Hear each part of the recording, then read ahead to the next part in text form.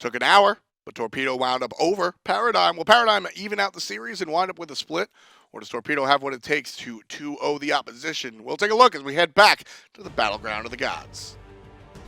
Xaliea with a good silence, keeping Axios in an awkward position. Swimmers are making it come up big. One more hit, he will die as well to Xaliea, who gets a double.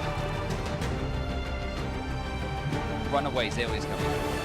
He got him again! Blind shot in the dark finds the kill.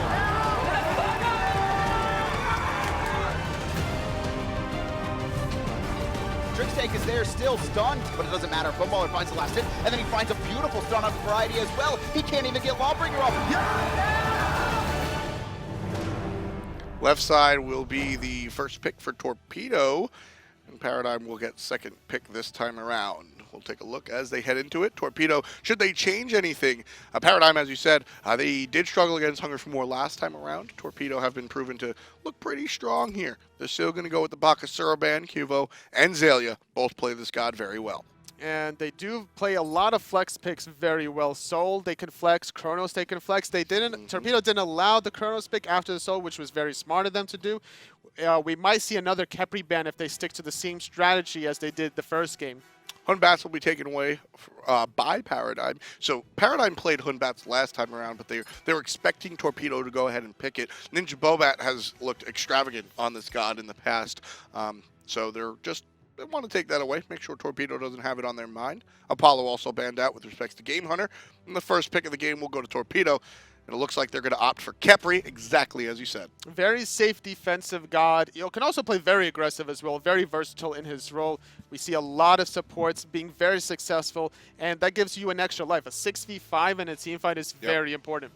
Khepri also, with the grab, able to provide a little bit of abduction, if you will. Paradigm get 2 picks of their own. The Guan secured early on in the draft, making sure that Trixtank has this available to him. And the second pick for Paradigm. Can we see a Thor? You want to see a Thor?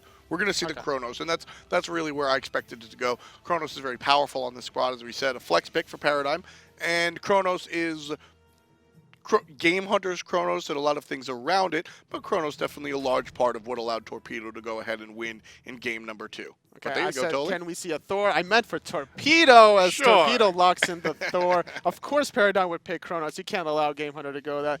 No, it's going to be the Thor and the Scylla. The good Wombo combo is going to be very strong. The Thor allowing the setup from the Ama Monster. He has the Anvil of Dawn, the Tectonic Rift, the Chain CC. If anyone's Purification is down, Scylla will clean that up. Fenrir will finish off the first part of the pick ban phase for Paradigm. I'm going to ask you a question as we get into these second picks and bans. Torpedo's mid laner, specifically, Korinyo, has looked very, very good on Isis, and we've seen this character sort of fall out of favor. Why is Isis not as picked now as when she was earlier first pick, first ban? Mostly because a lot of teams have been leaning on the Souls, the Chronoses with the Doom Orb changes. Coming around the corner against a Soul or a Chronos is very deadly. Isis provides a little bit of utility, does have a lot of burst for objectives with her ulti. It just depends how you want to play it. In the early laning phase, Isis is very strong at level 2. Especially coupled with Thor.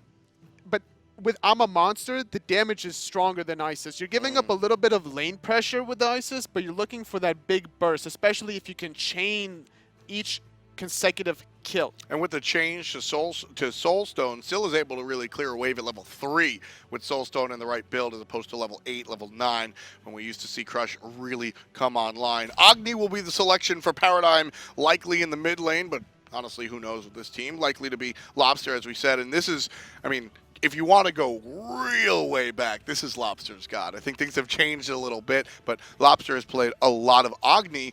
This is the first time we'll see it in Season 3, however. That's exactly what I was about to mention. This is the very first time ever picked in Season 3. Agni falling out of favor because of all these early game gods that we've seen, specifically gods like Chronos with the Doom Orb as well. Yeah, it's those early game gods, and Agni just has a lot of trouble between levels 1 and level 4. But with the Scylla pick on the other side, Scylla also traditionally has trouble in the mid lane, like I said, or in the early game. Like I said, Soulstone has made a swap, so Agni might have a little bit more success this time around. And considering the fact that Paradigm wants to play very aggressive with the Fenrir, with the Guan U rotation as well, and the Ares. This is another tanky front line coming out of Paradigm. A lot of damage, really just focusing on the Chronos. Paradigm will have the Ares and the Guan Yu, and I think the Ares is probably more likely in the support role, huh? Yeah, more than likely you want to take advantage of the Neith that doesn't have that CC immune ult. Torpedo won game number 1, and a large part of that was Chronos. Paradigm makes sure they can't repeat. Will Paradigm be able to answer back with the Chronos number 2? We'll take a look as we get into the game. Good purification from Zeros. Snipe connected from Korinyo to confirm it.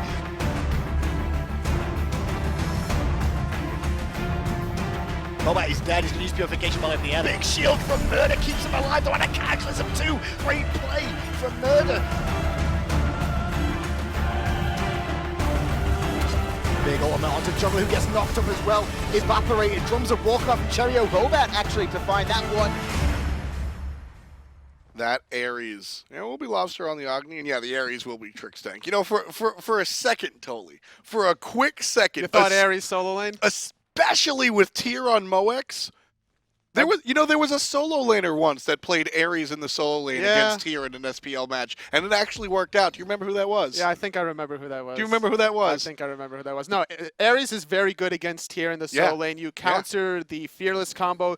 And now the thing about Ares in the solo lane that works back in the day was because of the hog change. You wouldn't be able to clear the wave, but you would prevent the enemy solo laner from clearing the wave with your chains, and then as a result, every 60 seconds you would be able to hog the wave. But now without the hog clearing the wave like it used to be, you can't realistically run Ares in the solo lane unfortunately. Unfortunately, and just for those of you that are unfamiliar, that solo lane was our very own Anatoly. That was many moons ago when we saw it. And actually, I was commentating that game, and I spoke very highly of the intelligence of the pick.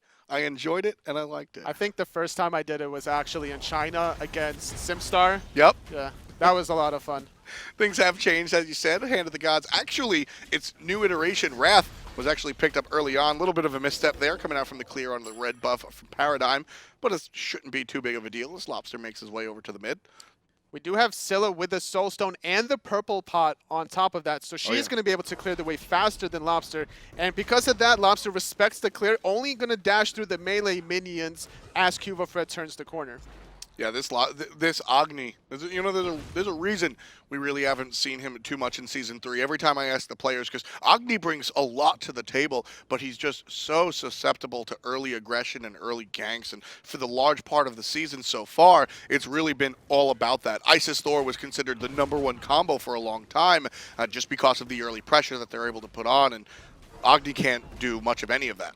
Both these teams are very squishy in the early phases. Fenrir and Agni wants to play aggressive. Fenrir with Red Pot, Agni with Soulstone. Both members of Torpedo having potions of their own. Both of them kind of want to play aggressive, and whoever initiates first might be able to burst them down for the first blood. Now, whether or not you get traded is a different topic of discussion, of course. But if you get that first blood, that's a win. And now, we've spoken a lot about the negative side of the Agni pick, how abysmal his early game is. But his mid and late game, as damage comes out, and early game might be rough, but still a lot of damage being able to be dealt, largely thanks to Qvo, but neither here nor there. As Lawbster hits level 5, that gives him his ultimate. And unlike most mages, his level 5, his ultimate isn't just front-loaded damage. You actually get 3 shots. 3 shots, it costs no mana to do. You can do it over a wall as well. It's pretty safe initiation as long as you're following up from your aggressive frontline. Trixtank in a little bit of trouble as he disengages. And the long-range crowd control that Agni brings is very, very exciting and can control team fights largely almost by itself. Damage coming out on a Bobat. He's going to try and combat it with damage of his own. 1 basic needed, but it can't be found, and there's the crush on a Lawbster walking into the circle. And we saw Scylla getting bursted down earlier on. Now both members of Paradigm are getting bursted really hard. This is the aggression by both these middle and jungler players that they're looking for. And clearly now, Torpedo a little bit of an advantage as the wave meets in the middle. Just walking that tightrope, right? Especially on the Scylla with the power pot. Should she die, that's 450 gold. That has made no impact whatsoever. So got to be very careful. But this Agni, I'm very excited. This is one of my favorite gods because of what he brings. Long-range stuns are something that aren't very frequent in Smite. We see a lot of crowd control. a lot of crowd control. But from a distance, I mean, you're talking about a Thor wall, and really, there's few abilities in that conversation. Being able to launch a long-range stun, Toxic Fumes, and the ultimate out of Agni from a distance can really stop the enemy team fight in its tracks. And the beautiful thing about the Agni in here is you have the aggressive Ares, Fenrir, and Guan Yu all in the front line, so it allows the Agni to just drop bombs from the back line without having to worry about anyone aggressing onto him. Not too many channeled abilities for him to go ahead and stop with the ultimates and the stuns, as Trixtank takes half of his HP in a single abduct. I like what Murrdurr did there. He preemptively beats, making sure that he was going to stop the chains, but because it was only a level 1 pull, it didn't last long enough to interrupt the 2-second window that you have to throw out your second chain. Paradigm being chased all the way back onto their own tower. The QvoFred can't really contest much of anything with 4 players from Torpedo here, taking off his red buff. And now Murrdurr has to be very careful. Without Purification, Ares can capitalize on that. And NinjaBobat's going to try and do the same. Funball stunned out once, stunned out twice. Able to get the rewind, no problemo. But there's Gamehunter being saved by the Khepri ultimate, and first blood goes the way of NinjaBobat. This time on to Trixtank, not the Hunter. Not quite done yet. Lawbster answers back, but Bobat finds the second in the same engagement. Jump down for Quvo. He tried to jump in place. He won't be able to find it. The Brutalized stopped in its tracks, and Korinyo finds a kill for himself as well. Beautiful rotation from Torpedo. Tried to answer, did Paradigm, but it just wasn't enough. 2-3 kills in that engagement for the blue team. 3 for 1 for Torpedo. They could have elected to play aggressive and take the red buff off of that, considering the fact that you just finished the fight at the top of the goal theory. You're recapping really quickly after the team fight. Okay, what's up? Red buff is up. We just got 3 kills. Let's go for this red buff really quickly. But they're going to like to play it safe, get the left side mid harpies. Tier on the other hand, just electing to go back to the soul lane, not electing to get those right side mid harpies that are up. And this is a great situation for NinjaBobat, specifically the Thor, to be in. Thor is a very versatile god. We mention that all the time, but more often than not, we see the defensive side of him. This time around, as Bobat finds another kill very quickly, Thor can transition into being a true assassin. When you get this lead early on, 3-0 with an assist as well, we could see just lots of damage coming out. Expect just pure offensive items. Jotun's into maybe another offensive item instead of the hybrid or defense that we usually see, and Bobat can truly dictate the pace of the game as long as he stays on the same pace that he's at right now. Speaking dictating the pace of the game, Bobat being very opportunistic, recognizing that the Chronos rewind was down, so he took advantage of it, wrapping around behind. They also had a sentry ward, so they knew that there was no ward early on from Paradigm. Taking advantage of the Chronos was something that Paradigm tried to do last game. Didn't work out for them. Now this game, NinjaBobat on the other hand, trying to make sure this strategy works for Torpedo. I almost wanted to see Bobat pick up that red buff. With the way the game's been going, it would have been kind of nice, but there's the damage coming out from Scylla. The double tap forced into the ult, and that it's going to take too long to channel. QvoFred picks up 1, and QvoFred picks up the Purification. Out of the way! Korinyo finds 1 with the ultimate. And the Sikkim will miss, but there's Khepri out of nowhere. Murrdurr finds the ultimate, but that's good. The damage will be enough. Trixtank finds the kill after the Khepri shield falls off. Neith does what she can, but Murrdurr still taking a lot of damage. So Torpedo, they wind up with more kills than not, but Paradigm able to start the party in the mid lane. It's always refreshing to see these kinds of skill plays coming out of players. From Korinyo, he recognized that, the Thor is down. I'm in a little bit of trouble. I'm probably going to die here, but let me see if I can find the kill before I die. He finds Agni, perfectly executed with I'm a Monster. Perfect rotation from Trixtank as well to capitalize on the 1-for-1. And I like the play coming out of Korinyo here. Right away, starting off things with a bang, especially with the lackluster game that he had in game number 1. Just being able to bounce back and forth. Gamehunter going to get landed on. Not able to find the stun, but it doesn't matter. That's the burst we're talking about. The damage coming out from Thor. He's so far ahead at the moment. 500 above his opposition in the jungle, and then just has a little bit more damage. Only Jotun's 1, but he's able to provide that power, that oomph, and now he's truly the assassin in the jungle. We have Xaliea playing very aggressive, trying to proxy the wave, doesn't want to allow Moex to back efficiently, and this is what you kind of could get away with. The mindset here of Xaliea is like, okay, I'm going to not allow him to back, and if somebody rotates here, my team can pick up goal theory if there's an over-rotation. And that's the opposite rotation up on the horse. This is a dead Moex, 1 stun and 1 done. QvoFred with credit, but here comes Thor to try and make the return kill. Qvo escapes, but Xaliea does not. NinjaBobat on a tear, 5-1-2. And this is really important for your jungler to come online like this, hold that thought. Agni going to take a lot of damage, but just able to purify and dash away before the Amma monster connects. Having a Thor early on with the Jotuns before the Fenrir builds that defensive item is very important. More than likely going to be a Void Shield. Ultimate forced out by onto Gamehunter. Or by Gamehunter, I should say. Funball will be safe and sound for now. But make no mistake, Gamehunter well aware that that ultimate is down for the count. And now, with that in mind, NinjaBobat being opportunistic as he is this game should be in the back of his mind like, all right, that's my next target. Here I go. And this is what I like to see out of teams, able to share the spotlight. Gamehunter was the man with the plan and able to bring the team a win in game number 1. This time around, Gamehunter on the Neith, a little bit less of a carry character, and you have NinjaBobat now doing a lot of the work in the early game. I expect this to continue as the mid game goes ahead and continues. And then when it's all late game, Korinyo just from the back. A lot of late game damage. And the way it's been starting, Korinyo looks like he's off to a good start. And so far, so good. Torpedo's 3v3 is really strong. You have that extra life coming out of Murrdurr. You have that global ultimate from Gamehunter. And allowing him to free farm, which is what he loves to do anyway, is playing to your team's strengths. So Torpedo playing really well so far around the 9-minute mark. Looking to take advantage of the Chronos as well, even further. Yeah, the Neith ultimate was used over there in the long lane. Lawbster finds some poke onto his opposite mage. Korinyo now just barely above half HP. And just taking one bomb, putting him at about 60% health there was, having to escape right off the bat. Has to respect the damage out of Agni. Only level 10, not even having 3 points into his ultimate. And not even building hyper-aggressive, just boots, no Doom Orb or anything like that from the Agni, so just standard old build. Here comes Lawbster, looking for some damage on the backside, catches Murrdurr out, but unable to land the skill. There's the stun, and a good chain. But jump forward from Qvo, still aggressing onto the Khepri. Khepri will be fine under the tower. Don't want to go too deep. Paradigm is safe and sound in the mid lane. Trailing by 3 kills, but all things else even as we approach our 10th minute. Not able to find the kill. They do force the Khepri back to base. They're looking to make an aggressive rotation, potentially onto Gamehunter, maybe force an early relic. They're not actually looking to force this Gold Fury. They're just pretending. They do have a Ward Torpedo on the Gold Fury, so they see clearly they're not doing it. So they're respecting that. They're keeping a lot of distance. Ooh, Gamehunter surrounded, though.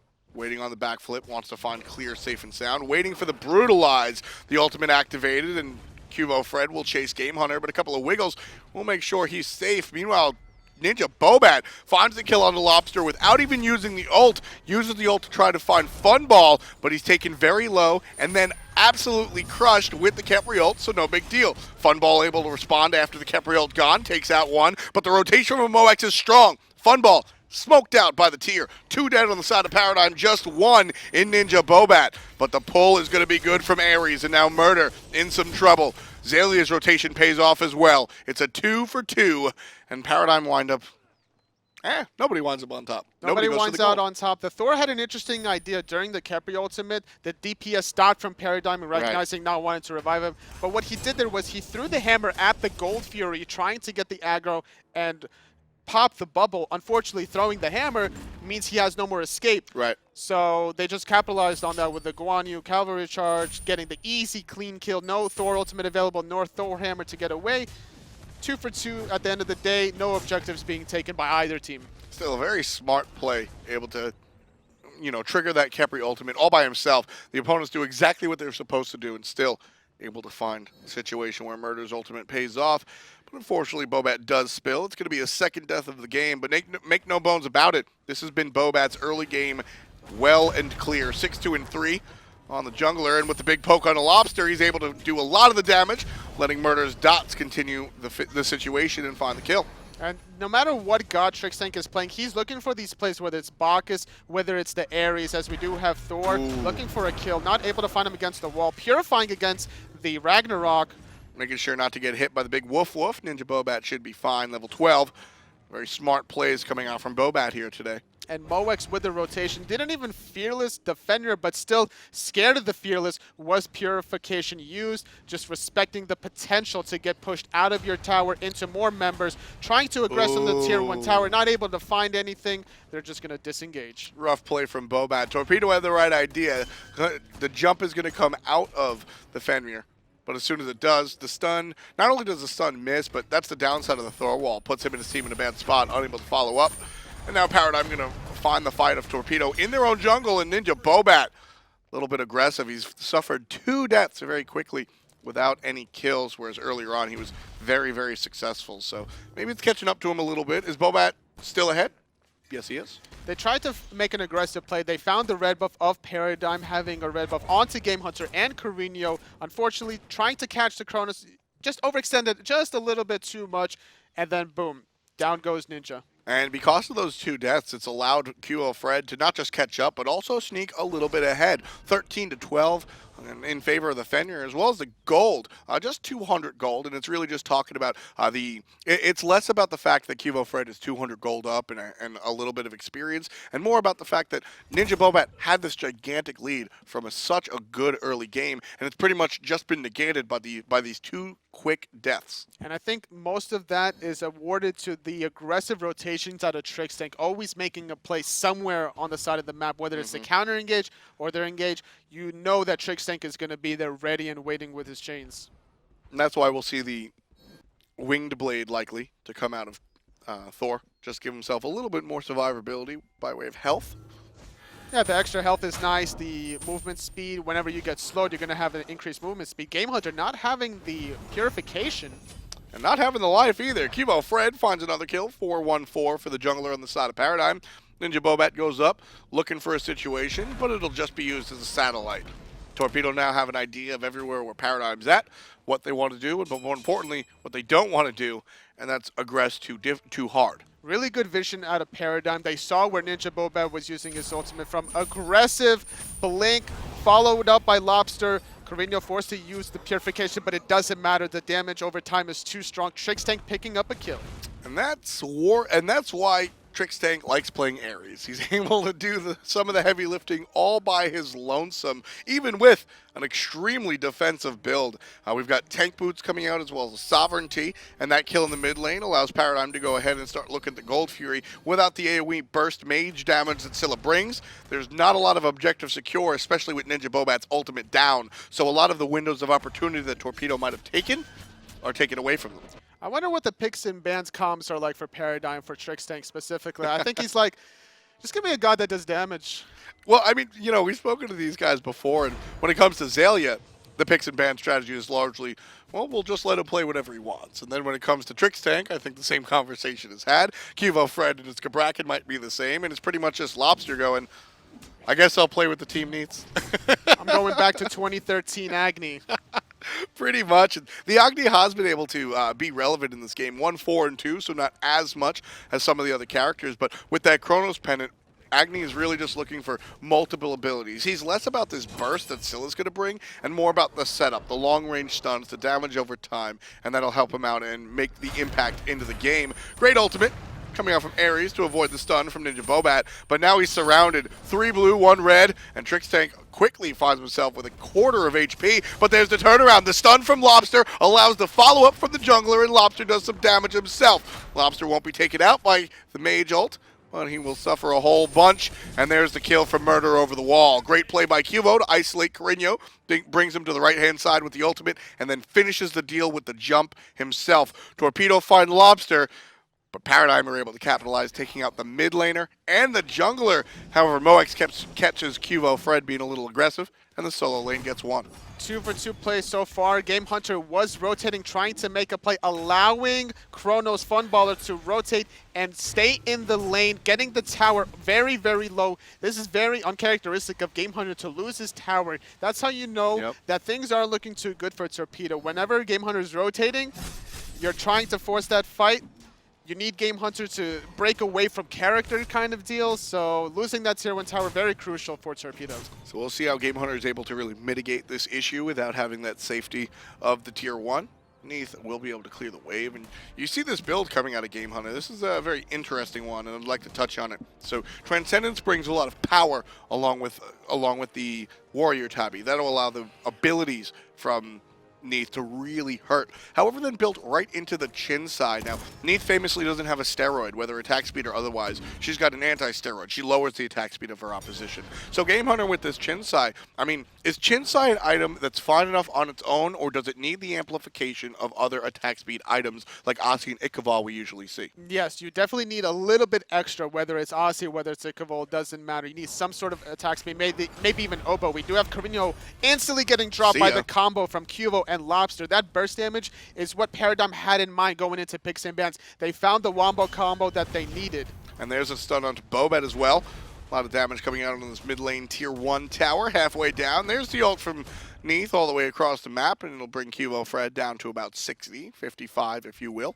So talking more about the chin size earlier on, actually never mind, we do have aggression onto the Gamehunter. Funball looking for a kill, but Bobat's up in the air trying to help out his hunter. Funball going on the tower using the purification and the quick rewind. Well played and calculated from the hunter on Paradigm. He knew the Thor was in the air. He knew that he was about to get turned on, preemptively using the purification. Finds the kill, finds the rewind, easy in and out. If we heard it, he heard it. Love that play. The audio cue making a huge deal for Funball over there in the long lane. Able to find that kill, and he'll go ahead and clean up the wave as well. Paradigm tried to make a play up in mid, but unable to really find much of anything.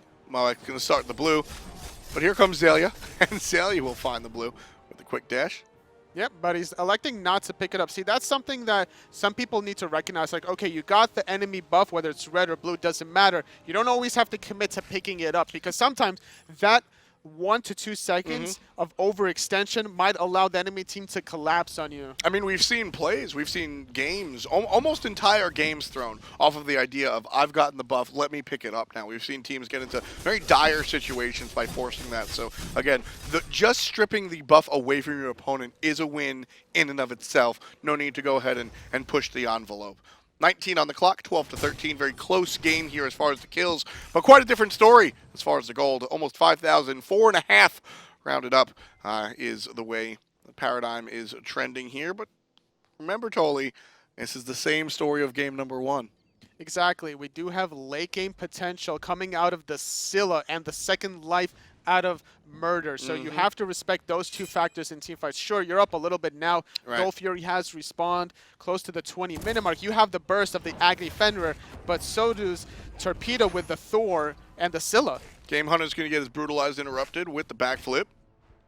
Murrdurr now surrounded. There's a stun coming out from Qvo. Not going to find the ultimate as it's purified out, but there comes Scylla up in the ultimate, looking for some follow-up damage. Can't find it. Murrdurr forces the ult onto himself. Here comes Guan, pushing onto the tower. Damage onto Moex down to 25%, but Qvo realizes he's tanking the tower and quickly turns around. Calculated aggression from Paradigm is what we're seeing here. Not really connecting on the mark was Korinyo. Really good aggression from Trixtank, finding the pull rather on the Khepri, forcing him out earlier on than he wanted. Also forcing out the Khepri ultimate. A lot of aggression still by Torpedo, but it doesn't matter because Paradigm has the Guan use sustain. It's very important. Look at the damage that Korinyo just took from a couple of bombs at Agni, already into the yellow. And Agni starting to build on that tot, so the damage coming online just a little bit. And Gold Fury already down half HP. Well, Qvo, normally you call this zoning, but he's actually just killing. The Fenrir finds the kill on the backside, and now everybody from Torpedo trying to find the kill onto the dog. He's going to get pushed into the wall after pulled away from it. And Murrdurr with the last hit on that, combined off the assist of Moex and NinjaBobat. But it's all fine and well for Paradigm as they pick up the Gold Fury off of the loss of their jungler. I'm sure they're screaming worth up 5K. Yep, up 5K. You did pick off the Scylla or so. That's a really good trade. You found the Scylla in the mid lane after you got engaged on. You were actually trying to escape and like, hey, there's a Scylla right there that I can kill. Let me find this kill. So he gets it. Unfortunately for him, he doesn't escape with his life, but they do get Gold Fury. And now Paradigm want to play aggressive with the Guan. You sustain the Agni long-range burst. And with this QvoFred on the Fenrir, I mean, early game he's largely that assassin, and then late game he largely turns into a warrior. Staying offensive with, again, the same build that he did on Hunbats, the Void Shield into the Shifter Shield. Is this, did the damage fall off just yet? Is QvoFred death looked at as more as a support death, or is he still this offensive player for Paradigm? It's still an offensive play because you're shutting down the late game potential coming out of Scylla. Even though Fenrir does decrease in damage a little bit as things go later in the stage of the game, you're also preventing the Scylla more importantly. Right. And the idea of Fenrir being less effective late game, at least with respects to damages, is less about the actual damage output and more just about how dangerous it is to go ahead and do that. Brutalize early game, I mean, there's a little bit of follow-up here and there, but if you brutalize and you commit to 4 hits out of that brutalized late game, you can easily be killed in that time. On a squishy target, especially like Scylla, and if you preemptively beat so nobody can interrupt your brutalize, that Scylla's going to be chunked. And especially when you're a tanky Fenrir with Shifter Shield with the Void Shield as well. We do have Trixtank forcing some cooldowns with his ultimate. He's gonna get a little bit for it. Mox finds Qvo in the jungle and brings him down to 75% HP, and Qvo doesn't care. He's gonna activate the Howl and heal it right back up with a couple of basics. So Trixtank forced out the purification out of Scylla, so that's going to be a very long cooldown for her. However, on the flip side, you save your ultimate, so in a big crucial team fight that could potentially happen, having a monster can make or break a team fight. Not having purification, you could just play a little bit more back in that scenario. Purification doesn't provide the movement speed that a monster does for Korinyo, so saving that for the more dire situation, probably the better choice. And of course, I mean, Purification deals no damage, whereas a monster can one-shot the right target. So Korinyo making sure to prioritize his CC immunity there. Gamehunter was pushed one wave into the dual lane tower. Thought that the Fire Giant was going to be started from Paradigm. Doesn't look like that's going to be the case, so missed opportunity to get that tier 1 tower just to stabilize the lane a little bit. Torpedo now. They're a little bit on the back foot in comparison to last game, but as I said earlier, I mean, this is how the last game largely started. It wasn't until late when Chronos for Gamehunter really took off that they were allowed to not just grab the lead as Murrdurr dashes into the wall, but go ahead and secure the victory. If you're Torpedo, are you just looking at Korinyo on the Scylla, or is there another option to help the team transition into the late game and try and take the carpet underneath from Paradigm? Torpedo, what they can do right now is they can look to just go into the jungle with the Thor and the Scylla. As long as you have good vision control around corners and you're not walking into any of Paradigm's wards, you can be still looking for aggressive offensive plays with that long-range poke from Thor, from Scylla. So just trying to poke the individuals out, find the poke, so that when there's a fight 5-on-5, Paradigm just have less numbers in their HP bar than you do. That's really what Torpedo's going to be looking for. Not the full-on commit, the little skirmishes here and there, and then force the full-on commit when Paradigm would rather just retreat. That's going to be their game plan going forward. And Paradigm, they're starting to take a look towards this Tier 2 tower. Definitely an objective they want to fight over, whereas QvoFred separates himself from the pack and is all alone in the Scylla lane. Mox will say hi.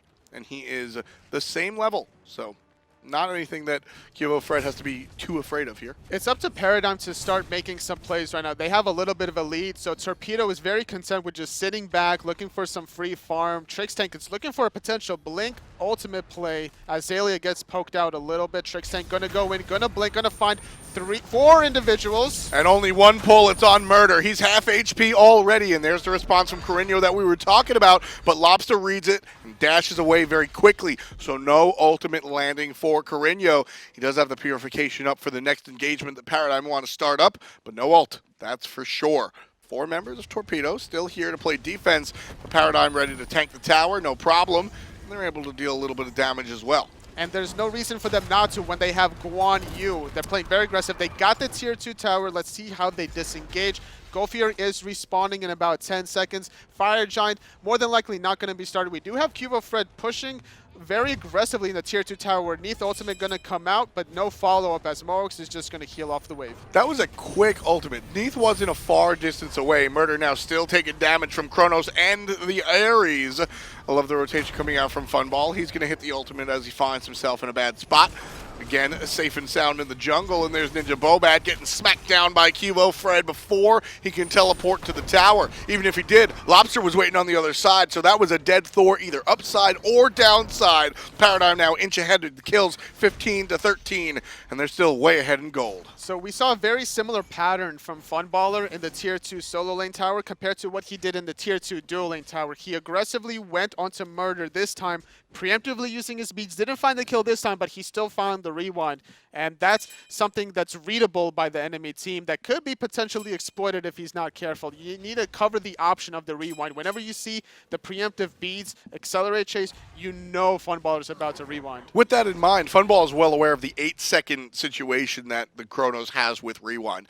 When you go ahead and make that play, Funball understands that the play has to be made in 8 seconds or less. If he stays there for 9, 10 seconds, now your rewind puts you in a spot that's exploitable. But if you hit that accelerate and you run all the way out of the jungle, you know exactly where that rewind is going to take you, and as long as your teammates are there and understood, the enemy can't make it through. So every single time we see Funball make that play, he's counting in his head, whether consciously or unconsciously, he just has the feel that play is made in 8 seconds or less. If it takes longer, expect to see the intentional physical retreat from Funball, waiting and looking for another 8 seconds or less aggressive play from the Chronos. And Paradigm knows that Torpedo was nowhere to be found as they found the Golthier earlier on. Trixtank catching NinjaBobat during the hammer, forced to use his ultimate just to disengage. Really great aggression throughout the whole game by Trixtank. Yeah, really making sure that he's around and aware and capable, and whether it's peel by way of damage or he got a couple of kills for himself, 2, 1, and 5 on the support. He's been a big part of this. And hey, look at this old resurrection of the item. Mystical Mail coming out for Trixtank here. Just that pulse of damage and a whole slew of physical power, or physical protection rather. He's going ahead and grab Murrdurr one more time, and the follow-up from Korinyo, just not enough. Trixtank down to half HP. Bobat tries to do what he can against Quvo, but won't find a kill. QvoFred staking next to Xaliea as he gets sustained back up. Torpedo just watching from a distance as the blue buff gets started. QvoFred very low, having to jump away. That was a little bit dangerous, and he'll be punished for it. Gamehunter finds a root and a couple of basics. QvoFred takes a spill for his transgressions. And this is where Torpedo needs to take advantage of the 5v4. Yep. Granted, they still have the Guan Yu for sustain on Paradigm, but it doesn't matter. You have a numbers advantage. You have the Khepri ulti as well, so exploit this. Keep going, and this is what I love to see.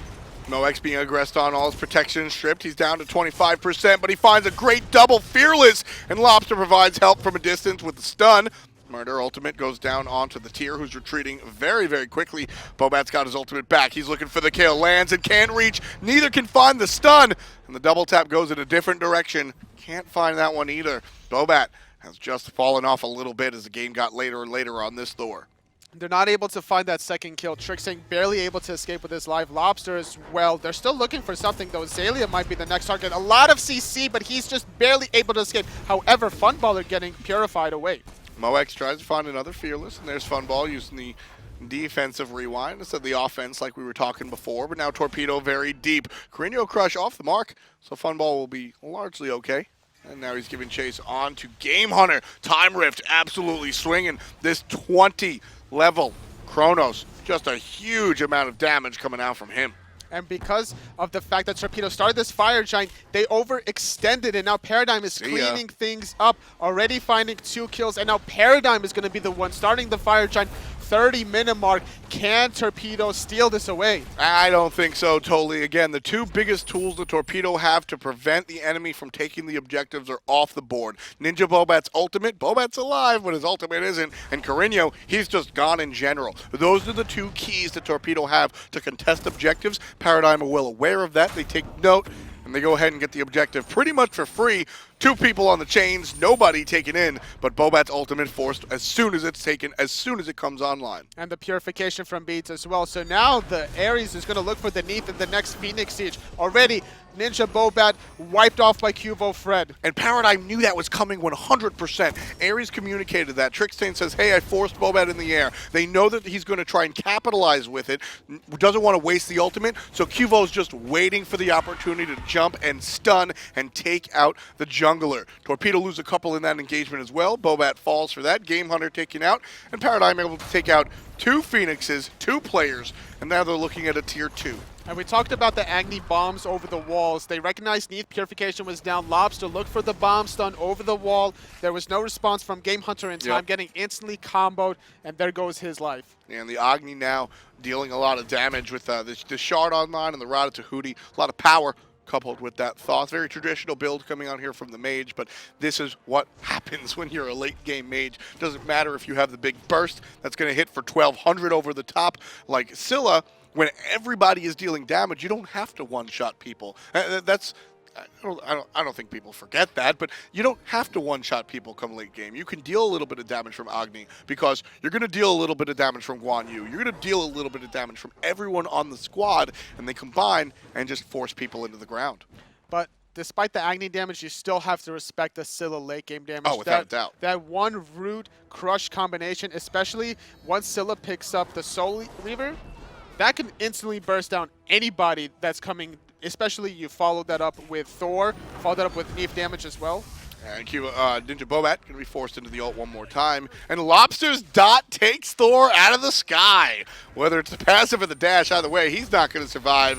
And Gamehunter now, backflip down. Sanctuary already used. There's the Brutalize. And it looks like Murrdurr's ultimate will pay off. But here comes Xaliea on the horse. Doesn't find the stun, but it doesn't matter. Lawbster finds the kill. Very, very deep indeed. Phoenix now being aggressed on by Paradigm.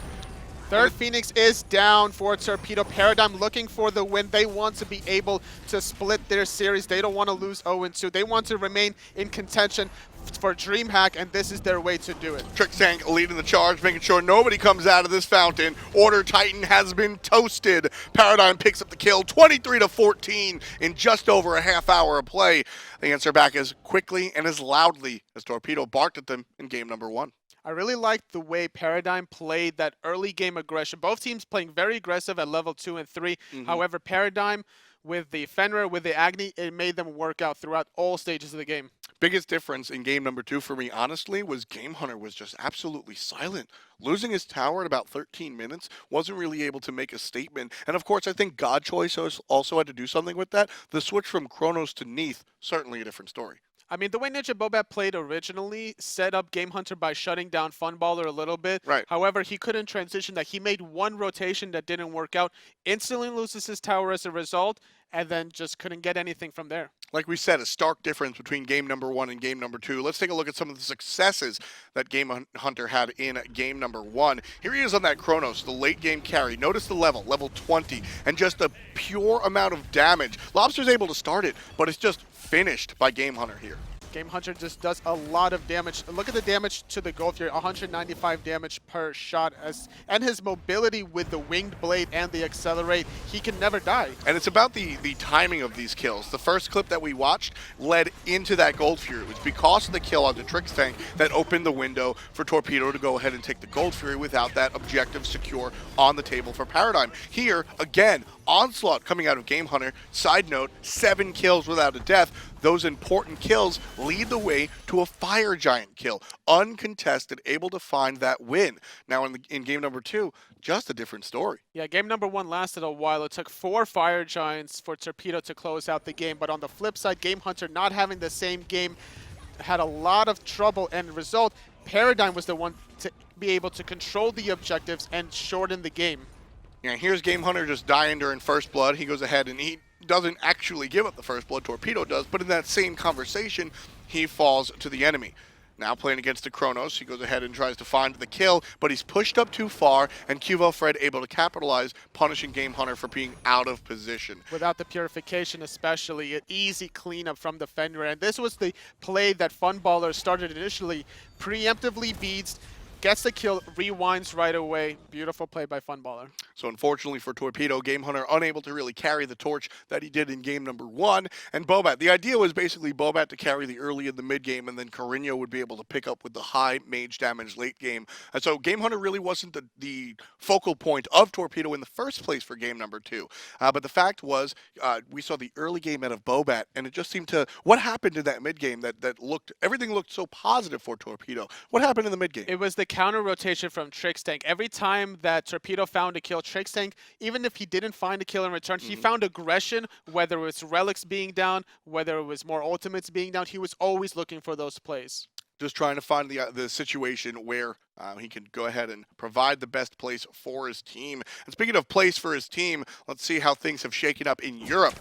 Paradigm has been trying to hold on to their top 3 spot as Cringe Crew has surged forward in the standings for number 2. Getting 1 win and 1 loss here ensures that they stay in number 3, whereas Torpedo, 1 win and 1 loss puts them at the spot of number 7. Paradigm still in contention for DreamHack. Torpedo is going to be struggling quite heavily moving forward. We'll see if Paradigm can lock in for the 3rd spot. It's very important. Right now, Cringe Crew is number 2. We do have some people as well, Dignitas specifically, right underneath them. They have to watch out. There's a lot of contention going on in Europe. I really and truly, the joke has been both here and at home. I mean, who's going to DreamHack? Well, it's Panthera, and I don't know. But you can certainly be there yourself. DreamHack.se if you want to pick up tickets for yourself. Don't forget, it's not just Smite, and it's not just NAEU. 9 teams in total, 25 or 250 grand on the line. We're going to see North America, Europe, China, and some Latin American players show up. And then, of course, our other game, Paladins, will be there as well. 4 teams invited. They're all fighting over 100 Gs. So it's going to be an exciting tournament, to say the least. I'm going to make you do it, man. We're halfway. We're beyond the bye week. Who's going to DreamHack? I think the 3 teams right now in Europe are going to DreamHack. Paradigm, Cringe Crew, Panthera. In North America, get back to me later on that one. That's funny. I actually find Europe a little bit harder to predict. Well, I know for a fact that Enemy is gonna go for sure. Yeah, I think you I could say predict Enemy for sure. Yeah. Enemy Panthera is like for sure. The 2nd, 3rd is still up for grabs for both regions. So it's a little hard to predict. There's a lot of competition, whether you're looking at Europe and you're looking at everybody from Cringe Crew to Dignitas and everybody else, or in North America. LG has had some missteps, but they're still doing very, very well, staying positive, etc. as far as their win-loss is concerned. So it's anybody's game. Make sure you pick up tickets at DreamHack.se. I'm going to be there. We're going to have a whole bunch of people there, so make sure you show up and say hi. For everybody at home and everybody here, we wish you a wonderful weekend, and we'll see you next week. Thank you. And we love Peckies.